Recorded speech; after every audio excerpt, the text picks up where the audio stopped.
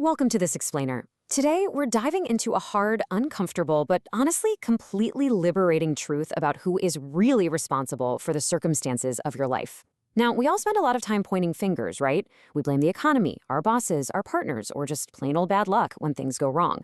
But our source material today challenges that entire mindset. We're going to explore the profound power behind absolute personal accountability. It's a massive shift in perspective that demands we look in the mirror before we ever look out the window. So let's just dive right into this. Think about it for a second. What if you actually caused the worst thing that happened to you today? Let's use an extreme but super easy to understand example from the text. Imagine you walk into a bar. You walk right up to this massive guy who has obviously been drinking for a long time, look him dead in the eye and tell him he's ugly and stupid. Well, predictably, he jumps off his bar stool, hits you in the jaw, and you end up in the hospital. When you wake up in that hospital bed, it's pretty obvious that you created that situation, isn't it? Literally no one else is to blame for that outcome. Section 1. The hard truth. You are the architect. To truly step into your power, you've got to adopt the mindset that you create or allow absolutely everything that happens to you. Let's define what we mean by create here. It means directly causing something to happen by your actions or your inactions. Now, that bar fight is a blatant, immediate example. But as our source points out, we rarely create our miseries in such obvious ways. More often than not, we're the architects of our own downfall through a really slow, agonizing series of seemingly harmless daily choices. And this illustrates a much harder pill to swallow. Picture this scenario. You work late every single night. You come home exhausted, totally burned out.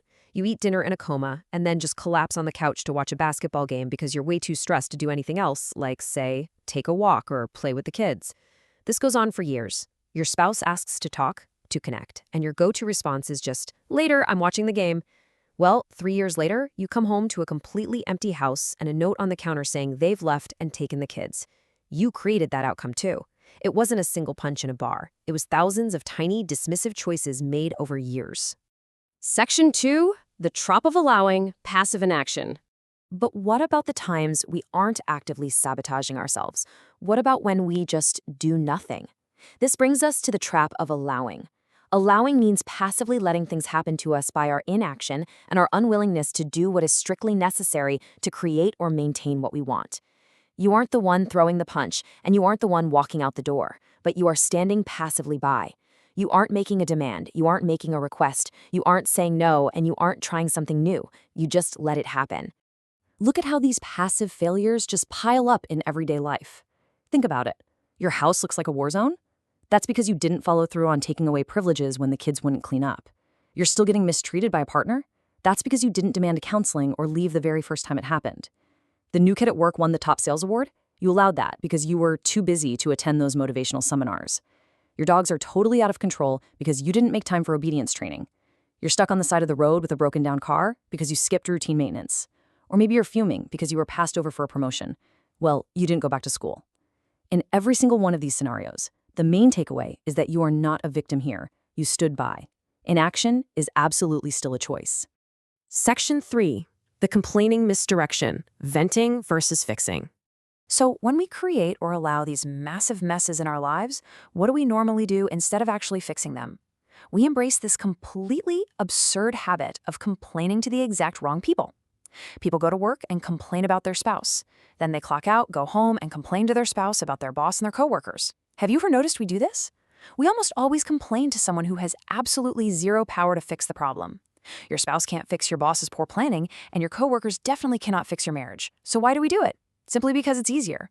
It is far less risky to vent to a safe audience than it is to actually confront the source of our unhappiness.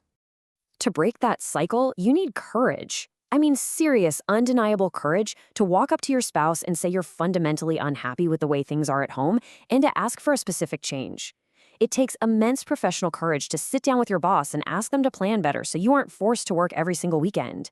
Complaining, that requires zero courage. Addressing the issue directly requires a whole lot of it. But at the end of the day, only your boss can fix the weekend schedule, and only your spouse can work with you on the marriage. Section 4. Taking decisive action. The ultimate solution.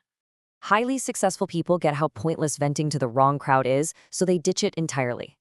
Instead, if you find yourself in a situation you hate, our source material outlines that your choices are stark and beautifully simple. Step 1, work to make it better. Step 2, leave. That's it. Do something to change the environment or get the heck out of it. You agree to actively work on the relationship or you get a divorce.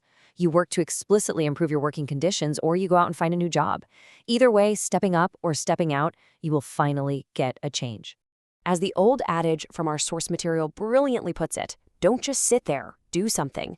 The underlying philosophy of this entire explanation is that nobody is coming to save you. Nobody is coming to fix your car, train your dogs, repair your marriage, or hand you a promotion that you didn't earn. It is entirely 100% on you to get up, take accountability, and make that change happen.